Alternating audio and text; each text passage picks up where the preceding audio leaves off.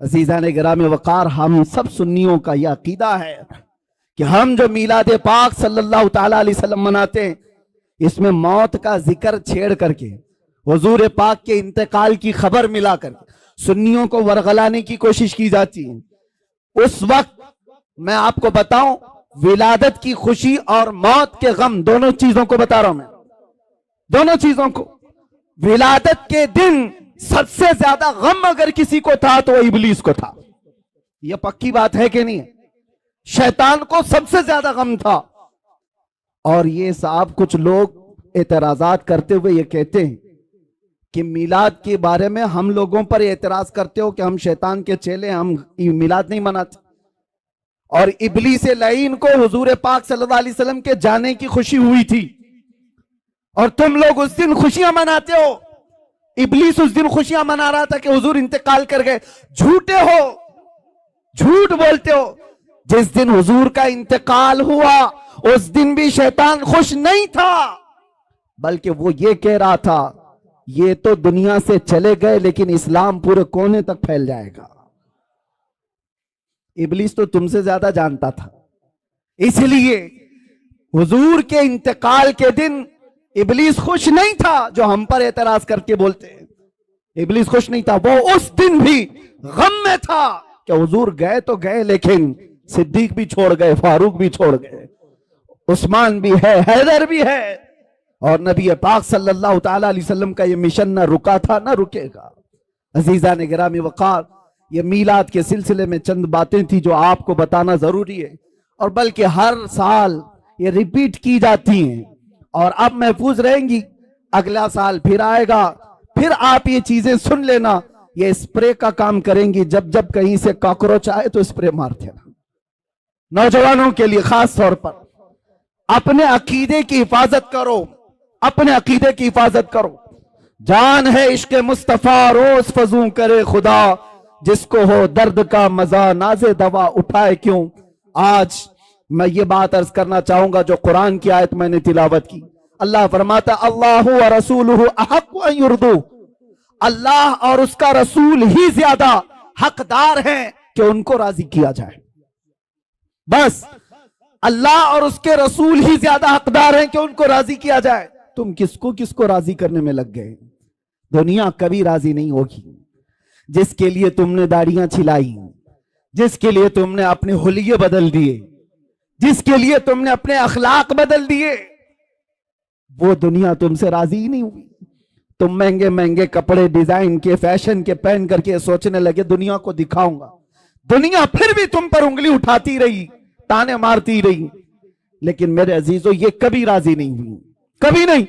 जिन दोस्तों को राजी करने के लिए तुमने अपने माँ बाप को तर्क किया था, रात रात भर जो तुम्हारी माँ इंतजार करती उनको छोड़कर 2 टके के नौजवानों की दोस्ती पर तुम रात गुजार लेते हो, और आवारगी पर ले जाने वाला हर अय्याश नौजवान, सुन ले ये बात, ये जिस नौजवान के लिए तूने अपने पैसे पानी की तरह बहाए थे और उसको खुश रखने के लिए अपनों को तक छोड़ दिया था, कल ये तेरे साथ क्या करने वाला है। इधर सांसों की माला रुक गई, टूट गई, तो कब्र में दफन करने के बाद आधा घंटा भी तुम्हारी कब्र पर खड़ा होना उसे पसंद नहीं है। रुखसत हो गया, मुट्ठी भर भर करके मिट्टी डाला और चला गया। यही है वो दुनिया। इसीलिए कुरान ये कहता है इस दुनिया में अगर सबसे ज्यादा हकदार कोई है जिसको राजी किया जाए, वो अल्लाह और उसके रसूल है। और दुनिया इसको राजी करने के लिए बहुत पापड़ बेलने पड़ते हैं। कितनी मर्तबा अगर किसी के साथ कुछ हो गया, तुम्हारी तकरार हो गई, देखो उसको मनाने के लिए कितना वक्त लगता है, कितना वक्त लगेगा। लेकिन रब तबारक व तआला का दस्तूर और मेरे महबूब अकरम सल्लल्लाहु अलैहि वसल्लम का दस्तूर क्या है? यहां बंदा एक बार आता है, एक सजदा करे, अल्लाह उसे माफ फरमाए, वो एक सजदे में राजी हो जाए। और इधर मेरे मुस्तफा करीम सल्लल्लाहु ताला अलैहि वसल्लम, जिनका दरबार आली ये है, आला हज़रत फरमाते हैं चोर हाकिम से छुपा करते हैं। और यहां पता है ना दुनिया में क्या है, जो चोरी किया हुआ है वो पुलिस से डरता हुआ घूमता है, पुलिस पकड़ लेगी वो छुपता रहता है। लेकिन या रसूल अल्लाह तुम्हारा दरबार ही अलग है, चोर हाकिम से छुपा करते हैं, और यहां तेरे दामन में छुपे चोर अनोखा तेरा, करके तुम्हारे गुनाह मांगे तुम्हारी पनाह, और तुम कहो दामन में आ, तुम पे करोड़ों दुरूद।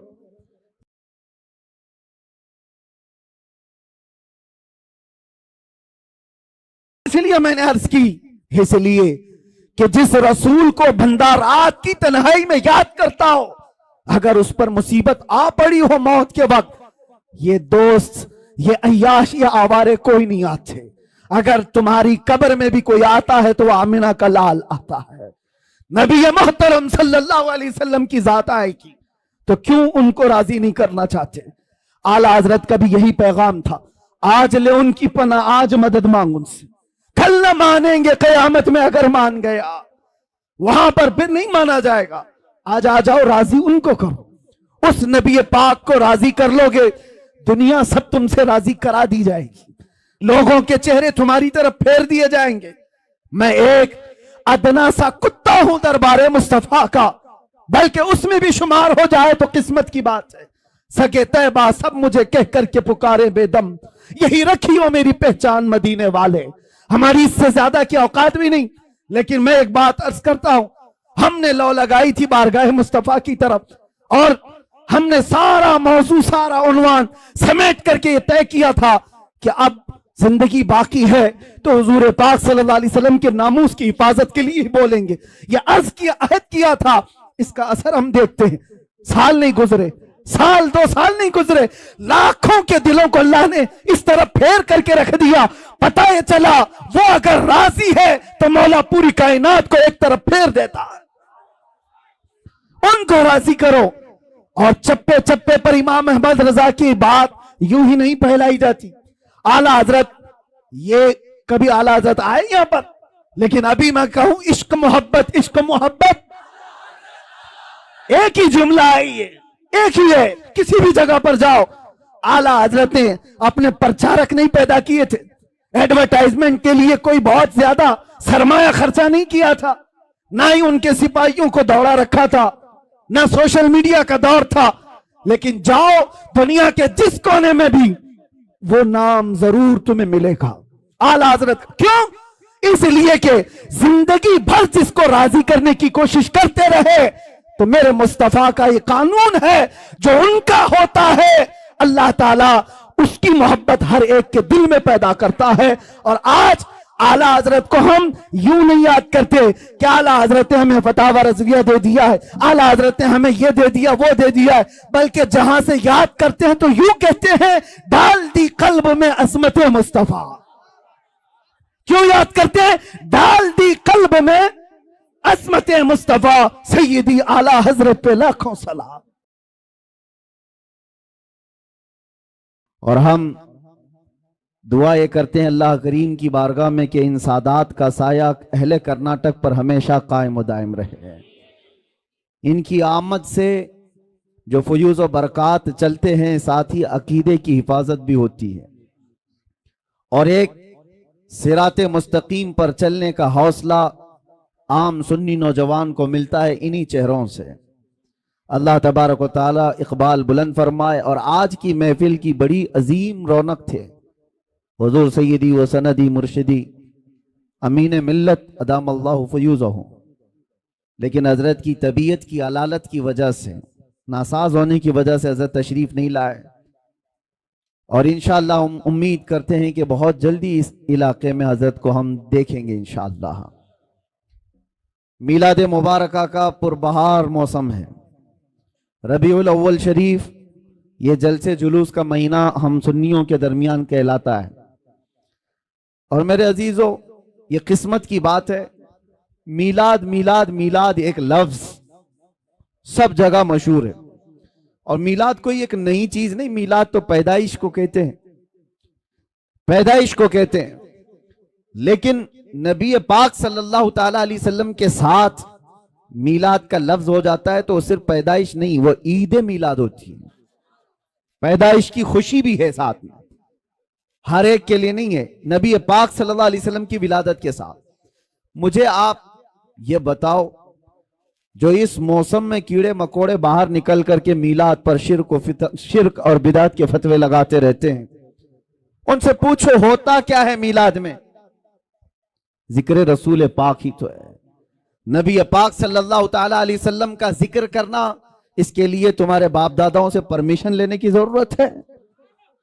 अल्लाह करीम जिसके जिक्र को कुरान पाक में यूं फरमाता है, वरफ़अना लका ज़िक्रक, और कुरान पाक आगाज से आखिर तक कुरान है नाते मुस्तफ़ा महबूब के बयान का कैसा अनोखा ढंग है।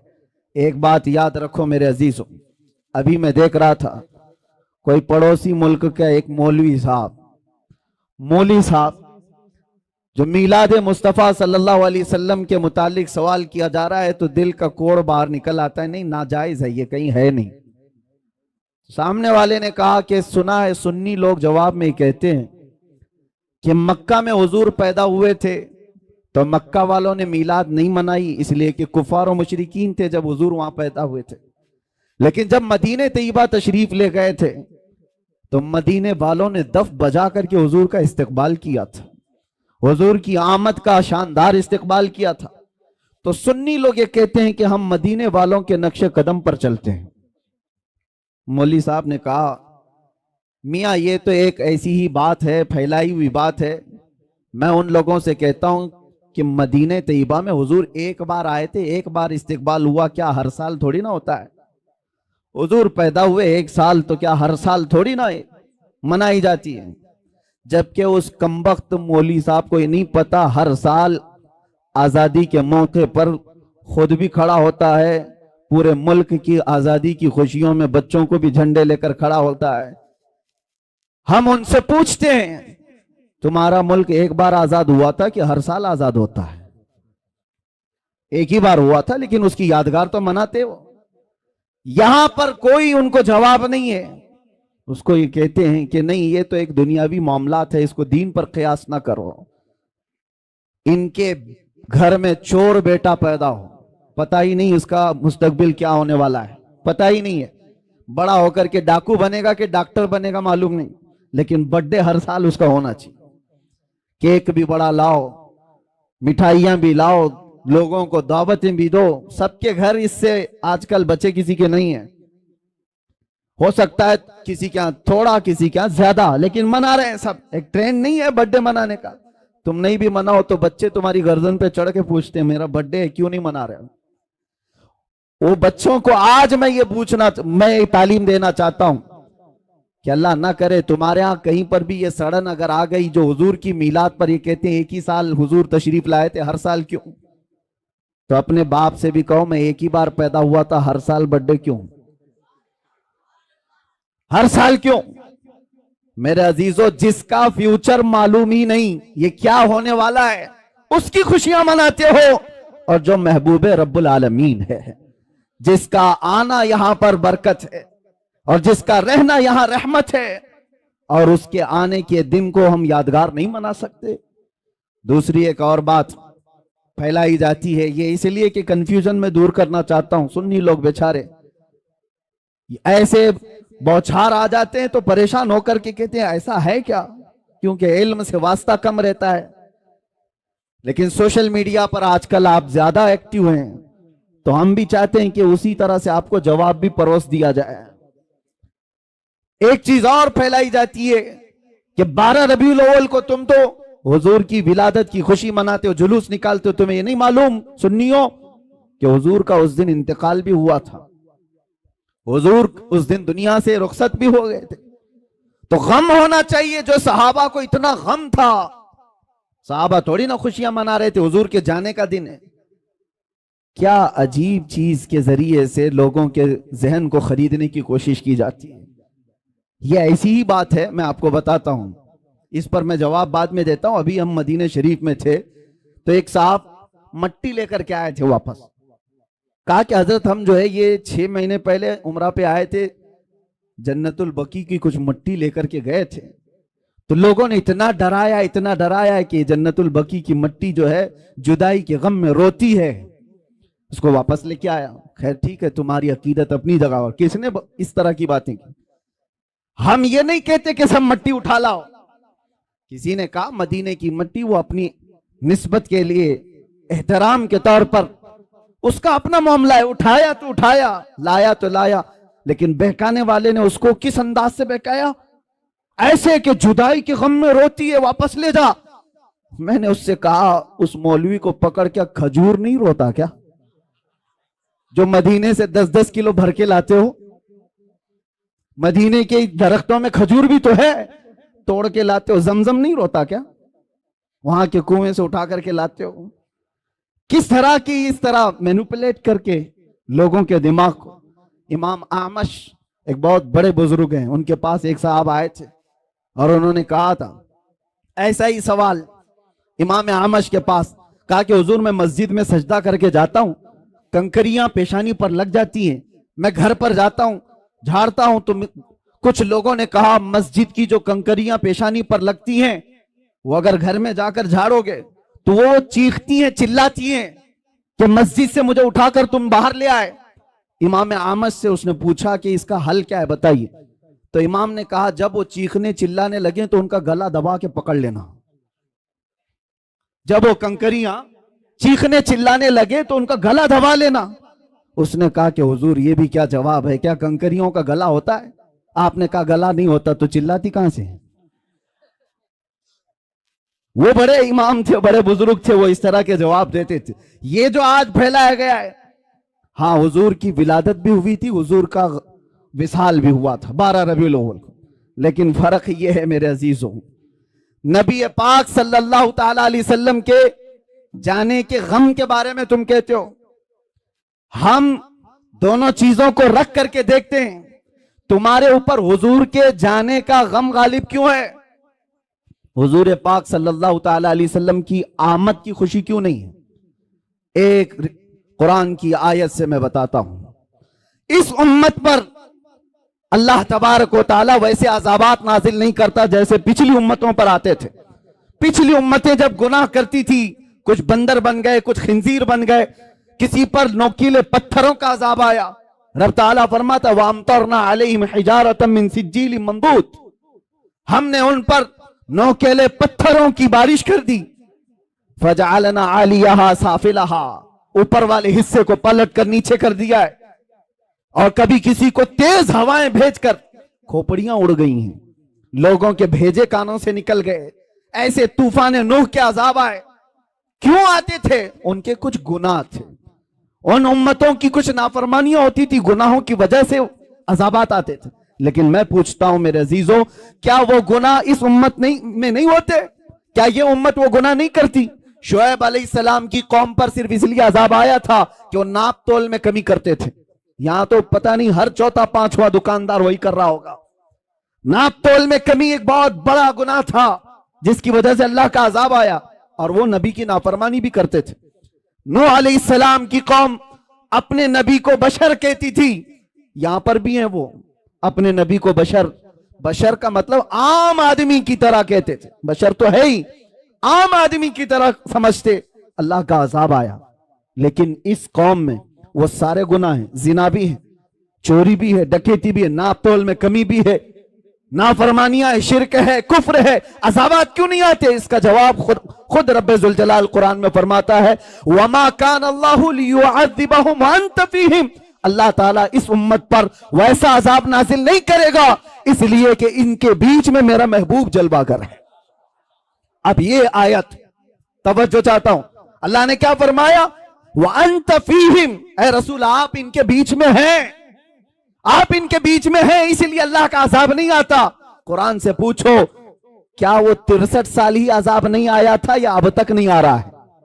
हुजूर जब रुए जमीन पर थे 63 साल जाहिरी जिंदगी, उस वक्त भी अजाबात नहीं आए। 1400 साल गुजर गए, अब भी वो अजाबात नहीं आते, बल्कि कयामत तक वैसे अजाबात नहीं आएंगे।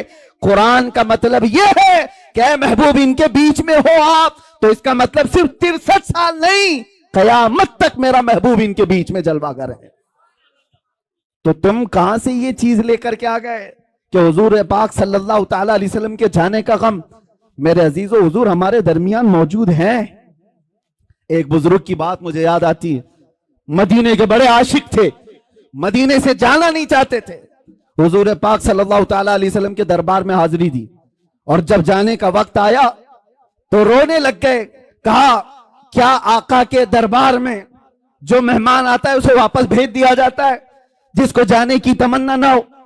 रोते रोते सो गए। मेरे आका सल्लल्लाहु अलैहि वसल्लम ख्वाब में तशरीफ लाए उस बुजुर्ग के। कहा कि जिसका अकीदा यह है कि मैं सिर्फ मदीने में रहता हूं तो वो मदीने में ही रह जाए। जिसका ये मानना है नबी पाक सल्लल्लाहु ताला अलैहि वसल्लम को राजी करने वाला, फिर वो दुनिया की परवाह नहीं करता दुनिया उसे क्या कह रही है क्या नहीं कह रही है। यही तो इकबाल ने कहा, दो आलम से करती है बेगाना दिल को। बात समझो, दो आलम से करती है बेगाना दिल को। अजब चीज है लज्जत आशनाई, अजब चीज है लज्जत आशनाई। ये बिलाल हबशी को मिली तो उन्होंने ये नहीं देखा कि उनका रंग क्या है। ये सलमान फारसी को मिली, उन्होंने ये नहीं देखा कि गुर्बत क्या है। जिसको भी ये लज्जत आशनाई मिलती है वो फिर सिर्फ और सिर्फ उनकी रजा की कोशिश करता है, महबूब रूठने न पाए। आपको पता है इसके लिए अल्लाह व रसूलुहु अहक्कु अन युर्दू, इस पर मैं बात कर रहा हूं। हिजरत का मौका है, मशहूर वाक़या आपको पता है, गारे सौर में मेरे आका सल्लल्लाहु अलैहि वसल्लम सिद्दीक अकबर के साथ है। एक सांप हजरत अबू बकर सिद्दीक के पांव में काट रहा था, वाक़या पता है। और उसके बाद जहर चढ़ भी गया। नबी पाक सल्लल्लाहु ताला अलैहि वसल्लम वहां मौजूद है गार में। सांप से कटवाना आसान बात नहीं है। अरे मियां, अगर कांटा भी चुभ जाए तो हमारा जिस्म बेख्तियारी में हिल जाता है, आपको हिलाने की जरूरत नहीं। चलते चलते अगर कंकरी चुभ गई तो आप खुद ब खुद हिल जाओगे, बैलेंस बिगड़ जाएगा। आपके अंदर इख्तियार नहीं है कि चाह करके हिलूंगा, नहीं, बेइख्तियार हिल जाते हो। कांटा भी चुभे, सांप काट रहा हो, जहर चढ़ रहा हो, लेकिन सिद्दीक अकबर के जिस्म में जुम्बिश भी नहीं आती, हरकत भी नहीं आती। वजह क्या है? नबी पाक सल्लल्लाहु अलैहि वसल्लम उनके जानू पर सर रखकर आराम कर रहे हैं। रसूल को राजी रखना है, खलल ना हो। और इधर ये सांप, आप आज भी तहकीक करके मालूम कर लो, सांप का जहर ऐसा है कि आधे घंटे में आदमी मर सकता है। कुछ सांप ऐसे हैं आधे घंटे में आदमी मर सकता है। सिद्दीक अकबर को जो सांप काट रहा था बरसों पुराना सांप, जहर चढ़ चुका है, लेकिन आपके जिस्म में हरकत नहीं, आप पांव तक हिलाना नहीं चाहते। उनको पक्का मालूम होगा कि ये सांप का जहर अगर ऊपर तक चढ़ आया तो अभी थोड़ी देर के बाद मेरी मौत हो जाएगी, मौत हो जाएगी, जान जाने वाली है। और रसूलुल्लाह को वो नींद से उठाना नहीं चाहते। सिद्दीक बल्कि गार में जान उन पे दे चुके, हिफ्ज़ जान, जो जान फुरूज़े गुरर की है। आला हजरत कहते, पता है आपको मैं बताता हूं, मुसलमान हो तो सबसे पहला फर्ज क्या है पता है आपको? सबसे पहला फर्ज, आप तो कहेंगे ईमान की बात पूछ रहा हूं, कलमा नहीं, सबसे पहला फर्ज है जान बचाना, जान की हिफाजत सबसे पहला फर्ज। फिर उसके बाद दूसरे फर्ज है नमाज या दीन की हिफाजत, ये दूसरा फर्ज। जो सबसे पहला फर्ज है वो जान बचाना। आला हज़रत फरमाते हिफ्ज़ जान, जान फुरूज़े गुरर की है, सारे फराइज की जान है ये, जान को बचाना। और सिद्दीक अकबर जान ही निछावर कर रहे हैं, किस पर? नबी पाक की सिर्फ नींद पर, उठाया नहीं। लेकिन बारगाह मुस्तफा सल्लल्लाहु अलैहि वसल्लम में जब कभी कोई खड़ा होता है तो उसे पूरा का पूरा लौटा दिया जाता है, ये नहीं है कि कुछ बाकी रखा जाता। हुजूर बेदार हुए, देखा सिद्दीक अकबर के चेहरे को बदला हुआ, जिस्म के अंदर अजीब सी कैफियत है। मेरे आका ने पूछा क्या हुआ? कहा लदगतिल हय्यतु या रसूल अल्लाह, अल्लाह के रसूल सांप काट रहा है। हुजूर ने अपना लुआब पाक लगाया, जहर खत्म हुआ। वाकया पता है, हजरत अबू बकर कहते हैं जिंदगी भर मुझे फिर ये पता ही नहीं चलता था इस पांव में सांप काटा था कि उस पांव में काटा था। एक बात ही। दूसरी बात, नबी पाक सल्लल्लाहु अलैहि वसल्लम मौला अली के साथ, असर का वक्त है, हुजूर की नमाज असर हुई, हजरत अली ने नमाज असर नहीं पढ़ी। यहां भी यही मसला है नबी पाक सल्लल्लाहु अलैहि वसल्लम हजरत अली की गोद में सर रखकर आराम फरमा रहे, सूरज डूब रहा था। वो आम लोगों की बात नहीं कर रहा हूं, हैदर कर्रार की नमाज जा रही है, गम अंदर से है, लेकिन बारगाह मुस्तफा में बैठे नबी पाक आराम कर रहे हैं, नमाज जा रही है। मुझे बताओ, अल्लाह की इबादत और इधर रसूलुल्लाह की नींद। हजरत अली नहीं उठाए, सूरज डूब गया, असर चली गई। उसके बाद मेरे आका की नींद या मेरे आका सल्लल्लाहु अलैहि वसल्लम की आंख खुली तो आपने देखा हजरत अली को रोते हुए, पूछा क्या हुआ, असर कज़ा हुई। हुजूर पाक ने उनके लिए भी क्या किया, इशारा किया, डूबे हुए सूरज को पलटाया। वाकया पता है, असर की नमाज हजरत अली की अदा हो गई।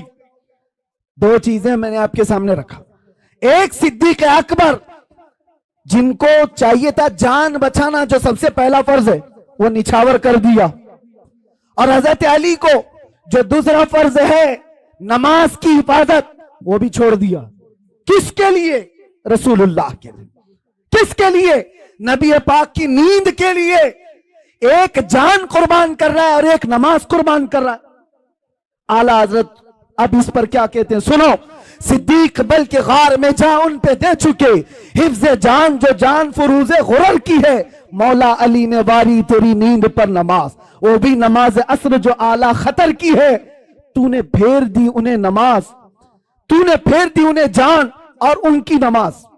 या रसूल अल्लाह, तूने फेर दी उनकी जान और उन्हें नमाज, पर वो तो कर चुके जो करनी बशर की है। अब क्या साबित होता है, साबित हुआ जुमला फराइज फुरू है। जितने फर्ज हैं ये सब ब्रांच हैं। फरा का मतलब समझते हो, फरा किसको कहते हैं, ब्रांच को, शाख को। असल और फरा दो चीजें, असल फर्ज है और उसकी जो शाख है उसको फरा कहते हैं। अब आला हजरत फरमा रहे हैं, ये दोनों साहबा सिद्दीक अकबर के अमल से, मौला अली के अमल से यह साबित होता है जितने फराइज हैं ये सब ब्रांच हैं, ये सब शाखें हैं। जान बचाना ये भी फर्ज है, नमाज की हिफाजत ये भी फर्ज है, लेकिन ये सारे फुरू हैं। साबित हुआ जुमला फराइज फुरू है। असलुल उसूल बंदगी उस ताजवर की है, असलुल उसूल बंदगी उस ताजवर की है। अगर वो राजी ना हुआ तो फिर नमाज किस काम की, अगर वो तुम्हारे साथ ना हो तो जान किस काम की। वो जो न थे तो कुछ न था, वो जो न हो तो, सुन्नियों को ये पता है, वो जो न हो तो, और जान है वो जहान की, जान है तो जहान है। हत्ता कि हमारे दरमियान सैकड़ों फिरके हो गए होंगे, हर फिरके में कुरान यही है, यही कुरान है। शियों के यहाँ भी, देवबंदियों के यहाँ भी, अहले हदीस के यहाँ भी, चाहे जितने भी मकातिब फ़िक्र दुनिया में हैं, फ़िरक़े हैं, सबके पास कुरान यही है, यही कुरान है। तो कोई अलग कुरान क्यों नहीं मिलता, ये उनके लिए सबसे बड़ा सवाल है कि इतने तवातुर तक, यानी लाखों लोगों का एक चीज़ पर जमा होना दुनिया में मुहाल है, कोई एक तो अगेंस्ट होगा। अब मसला यही है ना कि कुरान के ख़िलाफ़ ये इसलिए जहर उगलते रहते हैं कि कुबड़ा ये चाहता है कि पूरी दुनिया कुबड़ी हो जाए, वो ये नहीं चाहता कि मेरी पीठ सही हो जाए, वो ये चाहता है कि दुनिया में सब वैसे ही दिखते रहें जैसे मैं कुबड़ा हूँ। हाँ, ख़ुद के घरों की किताबों का हाल तो ये है कि बेचारे यहाँ एक अलग पब्लिश होती है, वहाँ एक अलग पब्लिश होती है, सबके रिवायतें बदली हुई हैं, इसका मज़मून अलग है, उसका मज़मून अलग है। बाइबल पता नहीं मार्केट में कितनी मिलती है, अलग अलग है। वेदों में तब्दीलियाँ हैं, पुराण में तब्दीलियाँ हैं, शरह लिखने वालों में अलग अलग बातें हैं। तो जाहिर सी बात है, दुनिया में दूसरी किताबों को इन्होंने देखा तो सोचते हैं कुरान भी ऐसा ही है। मैं ये कहता हूँ तर्जुमे हज़ार हो सकते हैं, तफसीरें हज़ार हो सकती हैं, लेकिन कुरान का वो नफ्स मज़मून एक ही रहेगा, क़यामत तक एक ही रहने वाला है। और यही अल्लाह का वादा है, हमने ही कुरान को उतारा है और हम ही इसकी हिफाजत करते हैं। हाँ, और दूसरी आयत जो मैं कह रहा हूँ, दो आयतें हमने पढ़ी है। दूसरी आयत है वो नज़्ज़लना अलैकल कुरान तिबयानन लिकुल्लि शै। अल्लाह फरमाते हैं हमने कुरान में हर चीज़ का वाज़ेह बयान कर दिया है, वाज़ेह बयान कर दिया। मैं तकरीबन आज से 10 साल पहले की बात होगी, तो 2012 वगैरह में एक साहब वो पूछने लगे, वो बड़े मॉडर्न ख्यालात के हैं, तो उन्होंने कहा आप कह रहे हैं कुरान में हर चीज़ का वाज़े बयान है, तो क्या पेट्रोल का भी जिक्र है कुरान में? और पता नहीं पेट्रोल ही शायद उसको ज़्यादा अच्छा लगता हो या पेट्रोल पीता हो। मैंने कहा पेट्रोल क्या, अल्लाह ने फरमाया हर चीज़ का वाज़े बयान है, हर चीज़ का वाज़े बयान है। हमने उनसे पूछा तुम्हें पता है समंदर में मोतियाँ हैं? पता है ना, समंदर में ही होती है ना मोतियाँ। कहा हाँ है। कहा जाओ डूब के लेके आओ। कहा हमारा काम नहीं है। कहा किसका है? वो जौहरी का काम है जो गोता लगाता है। कहा यही कुरान में हर चीज़ का बयान है, उसमें गोता लगाने का काम इमामों का है जो मुजतहिदीन हैं, अइम्मा मुजतहिदीन हैं, उलमा सालिहीन हैं। जिसका जैसा इल्म होगा वो गोता लगाता है और कुरान से निकालता है। अरे सैयदना अब्दुल्ला इब्न अब्बास सैयदुल मुफस्सिरीन सहाबी हैं, हुजूर से सबसे ज़्यादा कुरान की तफसीर सीखने वाले। वो कहते हैं कुरान के इल्म के बारे में, अगर मेरे ऊँट के गले की रस्सी भी गुम हो जाए तो मैं कुरान से ढूंढ लूँगा। हाँ, कुरान से ढूंढ लूँगा। तो ये हर चीज़ का वाज़े बयान है, लेकिन ये अपने अपने ज़र्फ़ की बात है, अपने अपने इल्म की बात है। हमें पता है समंदर में बहुत सारे ख़जाने हैं, लेकिन हर एक का काम नहीं है कि समंदर में जाके मोतियाँ ले आए। हाँ, कुछ लोग कोशिश कर भी लेंगे तो सीपियाँ ला सकते हैं, सीप ले लेंगे, मोतियाँ लाना और वो सब जानकार लोगों का, माहिरीन का काम होता है। इसी तरह मेरे अजीज़ों कुरान अज़ीम में हर चीज़ का वाज़े बयान है। इसका मतलब अब ये भी नहीं, एक फ़िरक़ा निकला है अहले कुरान। अभी एक फ़िरक़ा है, इंटरनेट पर कितने फ़िरक़े आएंगे पता नहीं। अभी 72 तो बहुत पहले ही हो गए जो जहन्नम में जाने वाले थे, अभी आ ही रहे हैं, उनकी शाखें पे शाखें हो रही है। अहले कुरान और अल्लाह की पनाह ये अक्सर जो है ना पाकिस्तान से निकलते हैं। एक इसी तरह का फ़िरक़ा जिसमें वो ये कहते हैं किसी भी हदीस की ज़रूरत नहीं, किसी भी चीज़ की ज़रूरत नहीं, हमारे लिए कुरान काफ़ी है। कुरान में अल्लाह ने फरमाया ना हर चीज़ का वाज़े बयान किया, तो इस आयत की वजह से अब किसी दूसरी चीज़ की ज़रूरत नहीं, बस कुरान ही काफ़ी है, कुरान ही काफ़ी। वो दुनिया को ऐसा गुमराह करता है आदमी, हाँ बात करने नहीं देता उलमा को, लेकिन वो लोगों पर अपने लच्छेदार बातों से हावी होने की कोशिश करता है। हर चीज़ का बयान कुरान में, हर चीज़ का बयान कुरान में। काफ़ी साल पहले हमारे उस्ताद गिरामी हुज़ूर मुहद्दिस कबीर रहमतुल्लाह अदामल्लाहु इक़बालहु आपने फरमाया था कि आपका एक अहले कुरान से किसी से मुबाहिसा हो रहा था, हर चीज़ का बयान कुरान में, हमारे लिए कुरान काफ़ी है। तो हज़रत ने उससे कहा कि तो ठीक है, कुत्ता खाना कहाँ है, क्या है बताइए, हलाल है क्या हराम है?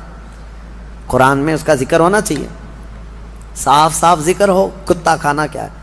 अगर हलाल है तो पहले तुम कबाब बना के खाओ, और हराम है तो फिर कुरान से दिखाओ। नहीं था। क्या कुरान में हर जानवर का पर्टिकुलर नाम है? नहीं है, फार्मूले बताए गए हैं। और कुरान को समझने के लिए रसूल पाक की हदीस ज़रूरी है, क्योंकि वही नूर है जो इस पर रोशनी डालता है। नबी पाक सल्लल्लाहु अलैहि वसल्लम की हदीसों के बगैर कुरान को समझने की कोशिश करोगे फिर अटकल पच्चू मारते रह जाओगे। इसका मतलब ये हो सकता है, उसका मतलब ये हो सकता है। नबी पाक सल्लल्लाहु ताला अलैहि वसल्लम की अहादीस से जिसने कुरान को समझा वो हिदायत पर है, वो हिदायत पर है। वरना यही इंटरनेट के कीड़े जो अभी निकले हुए हैं, अपना फ़िरक़ा बनाए और उन्होंने क्या क्या इनकार कर दिया, मौजज़ा नहीं होता, ये तौरात ज़बूर इंजील कोई किताब ही नहीं थी। हाँ, और सबसे अफजल कौम जो थी वो बनी इसराइल थी, उम्मत मोहम्मदिया नहीं है। आयतों के ज़रिए से बहुत कुछ तोड़ मरोड़ करके माने। कहाँ से समझ रहा है? उससे सवाल करो तो कहा हम अपनी अक्ल से समझते हैं, अक्ल से समझते हैं। उनको हदीस की ज़रूरत नहीं, हदीस का लफ्ज़ तक नहीं लेते। वो कहते हैं अक्ल से, हम अपनी अक्ल से समझते हैं, अल्लाह ने हमको इतनी हिदायत दी। अगर उनसे सिर्फ एक सवाल कर लें, एक सवाल कर लें, सब चीज़ें तुम्हारे लिए कुरान ही काफ़ी है ना। पहली बात तो ये बताओ कि ये कुरान तुम तक आया कैसे? क्या तुम्हारी अकल पे डायरेक्ट नाजिल हो गया, जिब्राइल अमीन ला करके दे दिए? कहाँ से आया कुरान? इसकी ऑथेंटिसिटी चाहिए, तो उनको बोलना पड़ेगा, उनको बोलना पड़ेगा कि रसूलुल्लाह पर नाजिल हुआ और उसको जमा किसने किया? किसने किया? आम लोग जानते हैं, सहाबा इकराम ने जमा किया। अब सहाबा इकराम से ताबईन में आया, ताबईन से फिर औलियाए उम्मत में आया। ये ऐसे ही चलता चलता कुरान हमारे तक आया ना। अब ये साहब ये बीच के सारे सनद हटाना चाहते हैं, नहीं, हमको डायरेक्ट चाहिए। अगर तुम ये सहाबा कराम और ये ताबईन के सिलसिले को ख़त्म करोगे तो कुरान की सनद भी नहीं रह जाएगी, कुरान की सनद भी नहीं रह जाएगी। कुरान को अगर तुम हक्कानियत वाला ये किताब मानते हो तो ये मानना पड़ेगा इसको हम तक पहुँचाने वाली जो ज़ातें हैं वो नबी पाक सल्लल्लाहु अलैहि वसल्लम के सच्चे ग़ुलाम हैं, और उन्होंने ही हुजूर की हदीसें भी बयान की और कुरान की तशरीह भी उन्होंने ही हमें समझाया। इसीलिए कुरान को अपनी अक़ल से नहीं बल्कि सहाबा और ताबईन की समझ से हमें समझना है। जैसे रसूलुल्लाह ने उन्हें समझाया है वैसे हम कुरान समझना चाहते हैं तो अक़ल नहीं, गूगल नहीं, बल्कि फ़हमे सहाबा जिसको कहते हैं, सहाबा इकराम। अभी लोगों को बड़ा आसान है, आयत समझना है गूगल कर दो, और गूगल ला करके दिया, और गूगल कितनी जगह गलियों में फंसाता है पता है। बड़ी बड़ी गाड़ियां ले जा कर के नुक्कड़ पे लगा देता है। गूगल मैप वाली आंटी जो बोलती है उसके पीछे पीछे चल करके कितनी मर्तबा तो हम भी धोखे खाएं। हाँ, हमको जो है दिल्ली से निकल करके गाड़ी में 6 लोग थे, मैप लगा करके चल रहे हैं। मैं कहा कि मुझे पता है रास्ता, ड्राइवर साहब रामपुर के थे, कहे कि नहीं मैप से चलेंगे। रात के 2 बज चुके हैं, मैप से चलते चलते कच्चे रास्ते पर लेके गए। मैं कहा बरेली का रास्ता इतना कच्चा तो नहीं है, दिल्ली एयरपोर्ट से बरेली जाना है, कच्चे रास्ते पर ले जाकर एक जगह डेड एंड आ गया, कुछ भी नहीं, और बैरिकेटिंग डाल करके पुलिस लोग खड़े हैं, टार्च हमारे ऊपर मारने लगे। कहा इधर क्यों आए? हमने कहा कि हम बरेली जा रहे हैं। उन्होंने कहा ये तो सब जेल है, यहाँ कैसे आ गए रात के 3 बजे? तो ये है गूगल वहाँ तक पहुँचाता है। बहुत सारे लोग सिर्फ जो है ना आयतों को गूगल करके वहीं तक जेल तक जाना चाहते हैं। सिर्फ इस पर डिपेंड मत रहो। हाँ, मैं ये नहीं, इसका इनकार नहीं करता कि इसमें कुछ नहीं है, लेकिन ये ऑथेंटिक है या नहीं इसको समझने के लिए फिर तुम्हें उलमाए हक की ज़रूरत होगी। और इकबाल ये फैसला कुन अंदाज में कहता है, आबरूए माज़ना में मुस्तफ़ास्त, हम सब की इज्जत आबरू मुस्तफ़ा के नाम से है। हर चे दरी दुनिया बादे मुस्तफ़ास, जो कुछ भी दुनिया में है वो मुस्तफ़ा के बाद है। इस नुक्ते पर आ जाओ ऐ सुन्नी मुसलमानों, हमें राजी करना है, हमें करनी है शहंशाह बतहा की रजा जोई। वो अपने हो गए तो रहमत परवरदिगार अपनी। बस राजी करने पर लगे रहो मेरे मुस्तफ़ा करीम सल्लल्लाहु अलैहि वसल्लम को। अगर वो राजी हो गए तो रहमत परवरदिगार हमारी। ये एक बात और बताता हूं, किस चीज के लिए दौड़ भाग कर रहे हो? सियासत के लिए, हुकूमत के लिए, चलो दौड़ भाग कर रहे हो, एजुकेशन के लिए, सक्सेस के लिए, दुनिया में क्या क्या चीजें सब गिनाओ, मैं बोलता हूं। सियासत चाहिए तुम्हें, क़ियादत चाहिए तुम्हें, एजुकेशन चाहिए, मुकाम और बुलंद मर्तबा चाहिए, सब चाहिए। सारी चीजें कहां से मिलेंगी? बताता हूं तुम्हें। हुकूमत, सियासत, ये दुनिया, ये सारी चीजें। इकबाल की बात तो सुनो, कहता है कि मोहम्मद से वफा तूने तो हम तेरे हैं। अरे ये जहां चीज है क्या? अरे ये जहां चीज है क्या? लौह कलम तेरे। तो सियासत और हुकूमत की बात कर रहा है, ये जहां चीज है क्या? हुजूर से वफा करके देख, लौह कलम तेरे हैं। पता है हुजूर से वफा करने वाला गुलाम एक उमर इब्न खत्ताब, मिस्र से एक कासिद आया था, यह कहता हुआ कि दरियाए नील हर साल सूख जाता है। दरिया आज भी है, वो दरियाए नील हर साल सूख जाता है। और मिस्री लोग क्या करते हैं, इजिप्शियन लोग 16 साल की एक नौजवान लड़की को दुल्हन बनाकर जुलूस निकालते हैं और उसको ज़बह करते हैं, दरिया में डालते हैं, फिर पानी ऊपर आ जाता है। हर साल बलि चलानी पड़ती थी, हर साल बलि चढ़ाई जाती थी। लेकिन जब इस्लाम आया तो वहां पर मौजूद सहाबी ने यह लिख करके भेजा, अमीरुल मोमिनीन अब की बार क्या किया जाए? हम क्या किसी लड़की को ज़बह करने की इजाजत देंगे? मौला उमर इब्न खत्ताब ने कहा नहीं, हरगिज नहीं।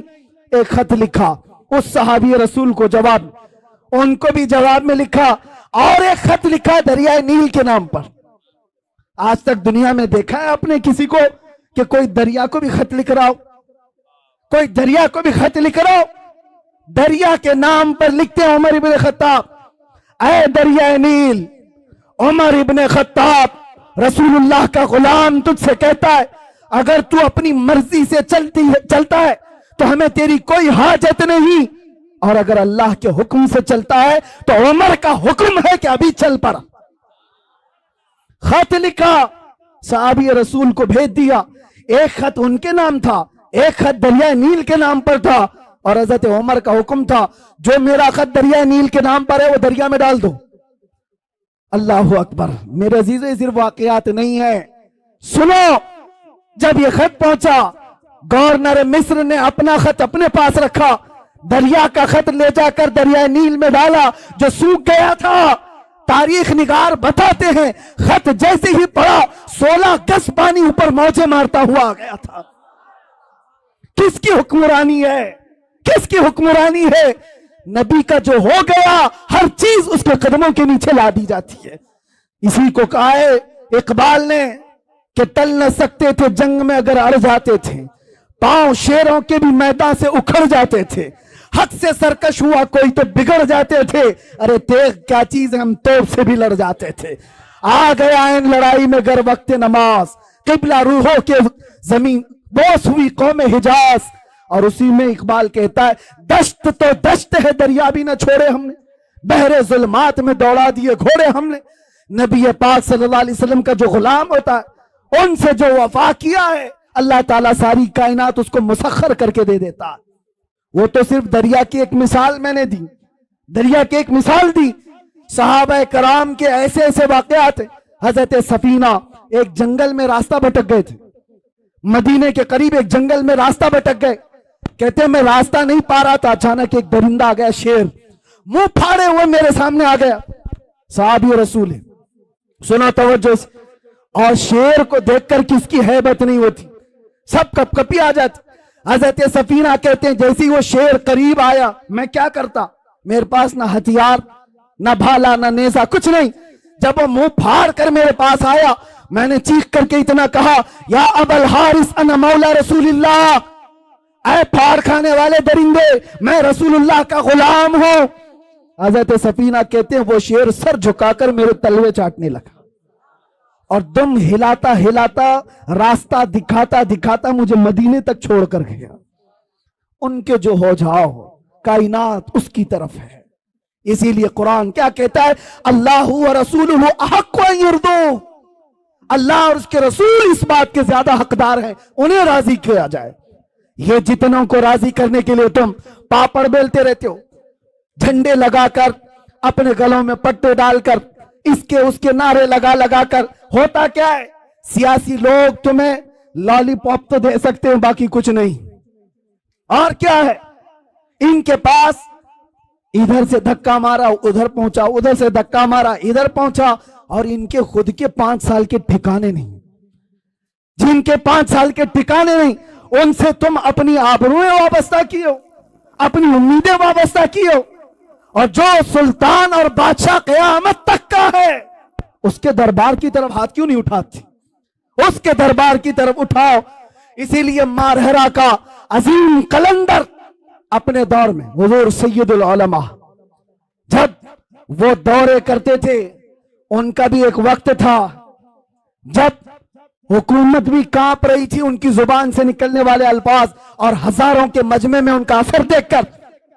और उस जमाने में हुकूमत एक डिक्टेटरशिप की तरह थी। लेडी प्राइम मिनिस्टर उनकी तरफ से सुना गया कि कहा गया मियां सैयद मियां आप राज्यसभा की कुर्सी ले लीजिए, आप भी पार्लियामेंट के मेंबर बन जाइए। तो आप सैयद मियां रहमतुल्लाह अलैह ने फरमाया था जिसके पास आयतल कुर्सी हो उसे तेरी कुर्सी की जरूरत नहीं।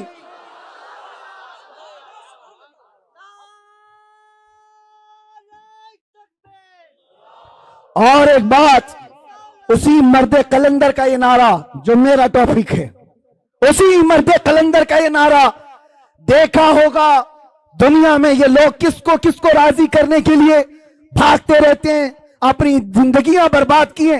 40-40 साल जिन्होंने नौकरी की आज उनकी हालत क्या है, जेलों में बंद पड़े हुए हैं, उनको पूछने वाला कोई नहीं। और झंडे उठाकर घूमते थे और आज जेलों में बंद पड़ो।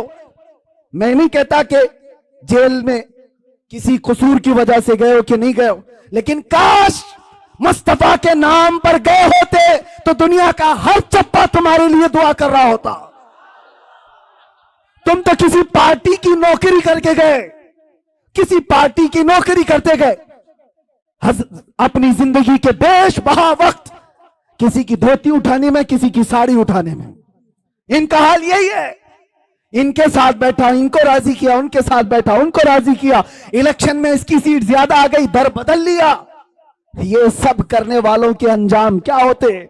इसीलिए सैयद मियां का ये नारा सुनो, ये सारे हालात देखकर मारे राम मुतहरा के मर्द कलंदर का ये नारा था, किसी की जय विजय क्यों पुकारें, क्या गरज हमको, हमें काफी है सैयद अपना नारा या रसूल अल्लाह।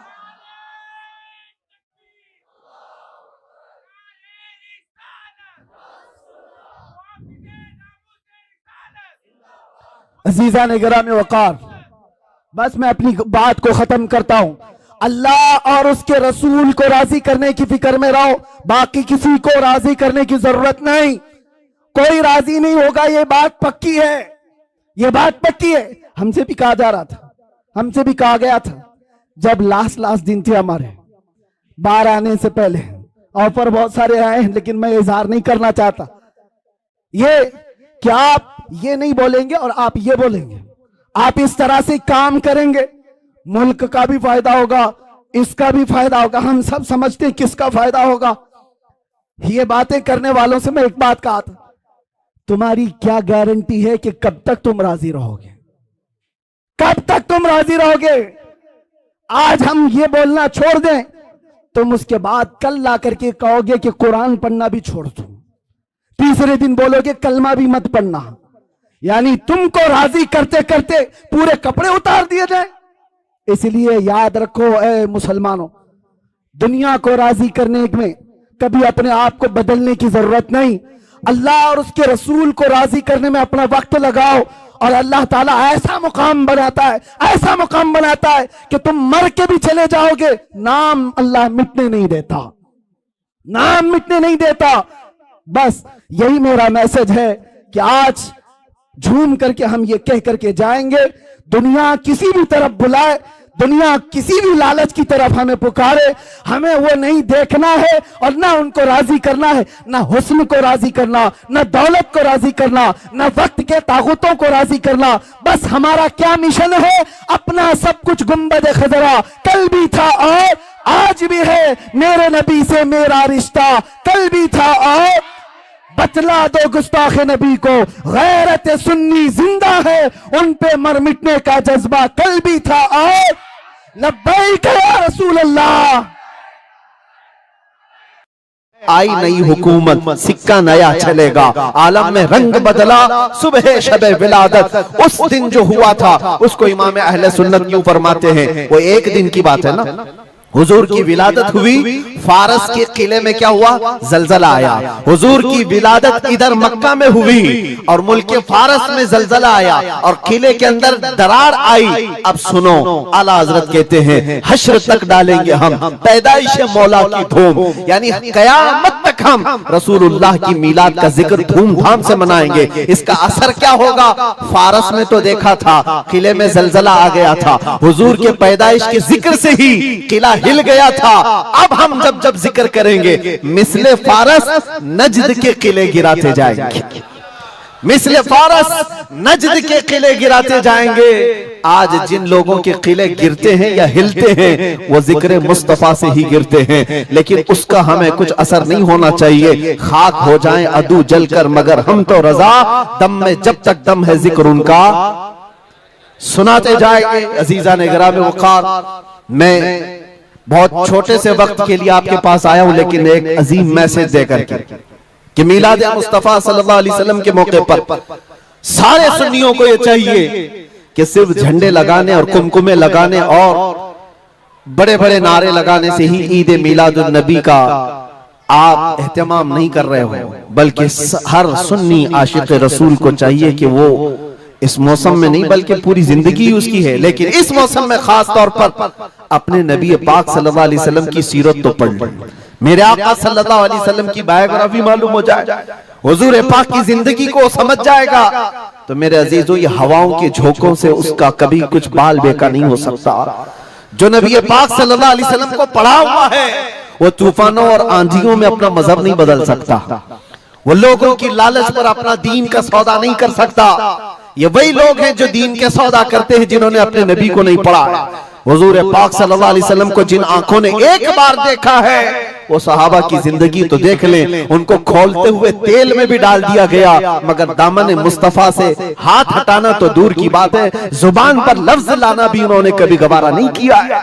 जानते हो 3 भाई थे, ये कलयुगी में एक हिकायत लिखी हुई है, 3 सगे भाई थे, एक ईसाई बादशाह ने गिरफ्तार कर लिया, तीनों जवान थे, 20 से 30 साल के बीच में, और बादशाह ने कैद करके उनको सबसे पहले क्या कहा, तुम अपना दीन बदल लो, धर्म परिवर्तन कर लो, मोहम्मद अरबी सल्लल्लाहु अलैहि वसल्लम के जो कसीदे गाते हो छोड़ दो। लेकिन देखो, याद रखो, उसमें से जब बादशाह ने ये बात रखी तो उन्होंने कहा नहीं, हमारा दीन इतना सस्ता नहीं है कि हम तुम्हारी कैद में आते ही बदल डाले। उसने कहा अगर तुम बदल लोगे तो मैं तुम्हें अपने वजारत में, सिपाहियों में बड़े मनसब पर रखूंगा। नहीं माना, ठुकराया। बादशाह ने क्या कहा, इसकी सजा तुम्हें भुगतने के लिए तैयार रहनी होगी। तैयार। बहुत बड़े एक कढ़ाई में तेल को लाकर खोलते हुए तेल में उसमें से सबसे बड़े भाई को डालने का हुक्म दिया। बादशाह ने जैसे हुक्म दिया, जल्लाद आया और उन 3 भाइयों में से एक को उठाया और खोलते हुए तेल में डाल दिया। अंदाजा करो, मोमबत्ती पर अगर तुम्हारी उंगली भी लग जाए ना तो चमड़ी जल करके निकल आएगी, और पता नहीं कितने दिन तक इसकी जलन आपको होती रहे। लेकिन एक पकते हुए तेल में डाला जा रहा है, डाल दिया, जिस्म पूरा चरमरा गया। थोड़ी देर गुजरी, 2 भाई और मौजूद, दूसरे को बुलाया गया, देखा तुम्हारे भाई का हश्र क्या हुआ है, तुम अगर बादशाह की पेशकश को कबूल कर लो तो शायद तुम्हारी जान बच सकती है। दूसरे ने मुस्कुराया और कहा, वही